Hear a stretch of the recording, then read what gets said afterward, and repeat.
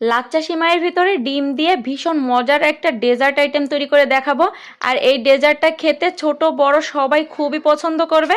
তো আশা করি রেসিপিটি ভালো লাগবে। ভালো লাগলে প্লিজ একটি লাইক দিয়ে ভিডিওটি শেয়ার করে দিবেন। আর খুব বেশি ভালো লেগে থাকলে আমার পেজটি ফলো করে আমার পাশে থেকে যাবেন। তো এখানে আমি লাচ্চা সিমাই নিয়েছি, এক প্যাকেটের 3 ভাগের 2 ভাগ এখানে নিয়েছি। 1/4 কাপ দিয়ে দিচ্ছি পাউডার মিল্ক, 1/4 কাপ চিনি আর একটা ডিম দিয়ে দিচ্ছি। এখন এই সব কিছু একসাথে খুব ভালো করে মেখে নিতে হবে। 3 টেবিল চামচের মতন লিকুইড দুধ দিয়ে দিচ্ছি। আবারও সব কিছু খুব ভালো করে মেখে নিচ্ছি। সব শেষে 1 চা চামচ দিয়ে দিচ্ছি ঘি। ঘিটা দেওয়ার চেষ্টা করবেন, তাতে করে খুব সুন্দর একটা ফ্লেভার আসবে। সব কিছু আবারও খুব ভালো করে মেখে নিয়ে এখন এখান থেকে ছোট ছোট ডো নিয়ে এরকম বিস্কিটের শেপের মতো বানিয়ে নিব। প্রথমে 2 হাতের তালুর ভিতরে ঘুরিয়ে চাপ দিয়ে একটু শেপটা ঠিক করে নিলেই হয়ে যাবে। সবগুলো লাচ্চা সিমাইয়ের মিষ্টি আমি একইভাবে বানিয়ে নিয়েছি। এখন এগুলো তেলে ভেজে নিব। তার জন্য একটা প্যানে পরিমাণ মতো তেল দিয়ে দিয়েছি। তেলটা যখন সামান্য গরম হবে এই অবস্থাতে মিষ্টিগুলো দিয়ে দিতে হবে। মিষ্টিগুলো দেওয়ার পরে প্যানটা ধরে এভাবে একটু ঝাঁকিয়ে নিতে পারেন। দেন যখন হালকা একটু শক্ত হবে একটা কাঁটা চামচ দিয়ে এভাবে উল্টে পাল্টে মিষ্টিগুলো ভেজে নিতে হবে। তবে হাই ফ্লেমে এই মিষ্টিগুলো ভাজা যাবে না, তাহলে খুব দ্রুতই পুড়ে যাবে। মিষ্টিগুলোর কালার যখন এরকম গোল্ডেন কালার হয়ে আসবে এ পর্যায়ে মিষ্টিগুলো তেল থেকে ছেঁকে তুলে নিতে হবে।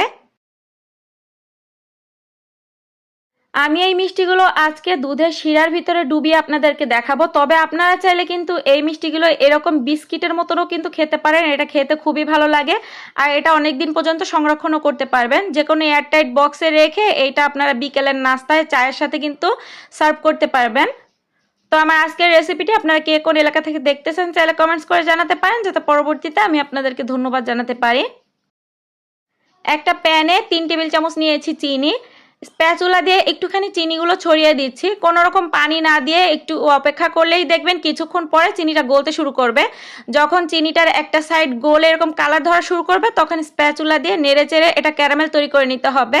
যখন ক্যারামেল হয়ে গিয়েছে এখানে আমি 1/4 কাপের মতো পানি দিয়ে একটুখানি আবারও নেড়ে চেড়ে নিচ্ছি।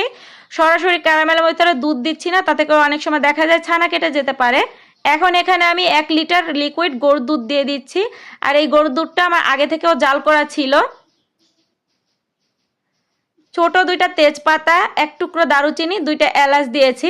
1/2 কাপ দিয়ে দিচ্ছি চিনি, 1 চিমটির মতো দিয়ে দিচ্ছি লবণ, এতে করে মিষ্টির টেস্টটা ব্যালেন্সে থাকবে।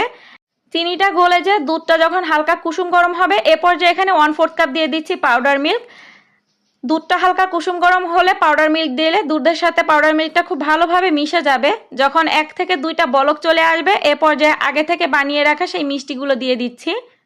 এখন চুলার আঁচ লোতে রেখে এটা আমি 15 মিনিট জাল করে নিব। তবে প্রথম 5 মিনিট আমি ঢাকনা ছাড়া এভাবে জাল করে নিয়েছি। দেন বাকি 10 মিনিট আমি ঢাকনা দিয়ে এটা লো আঁচে জাল করে নিয়েছি। 10 মিনিট পরে চুলাটা বন্ধ করে দিচ্ছি আর এটা 4 থেকে 5 ঘন্টার জন্য রেস্টে রেখে দিব। তো ফিরে এলাম 4 থেকে 5 ঘন্টা পরে আর এটা আমি নর্মাল ফ্রিজে রেখে দিয়েছিলাম ঠান্ডা হওয়ার জন্য। যে কোনো ডেজার্ট আইটেম দেখবেন ঠান্ডা ঠান্ডা খেতে খুবই ভালো লাগে। দেখতেই পাচ্ছেন মিষ্টিগুলো সবগুলো দুধ খেয়ে কিভাবে টেনে গিয়েছে আর মিষ্টিগুলোর কালারটা কতটা পারফেক্ট এসেছে। বাসায় ছোটখাটো গেট টুগেদারে অথবা নিজেদের খাওয়ার জন্য বাসায় আপনারা চাইলে এই ডেজার্ট আইটেমটা তৈরি করে নিতে পারেন। তো আশা করি লাচ্চা সিমাই দিয়ে তৈরি আমার আজকের এই ডেজার্ট আইটেমটা আপনাদের কাছে ভালো লেগেছে। ভালো লেগে থাকলে প্লিজ একটি লাইক দিয়ে ভিডিওটি শেয়ার করে দিবেন। আর খুব বেশি ভালো লেগে থাকলে আমার পেজটি ফলো করে আমার পাশে থেকে যাবেন। দেখা হচ্ছে নেক্সট কোনো রেসিপি নিয়ে। ততক্ষণ সবাই ভালো থাকবেন, সবাই সবার জন্য দোয়া করবেন। আজকের মতন বিদায় নিচ্ছি। Tata, bye bye.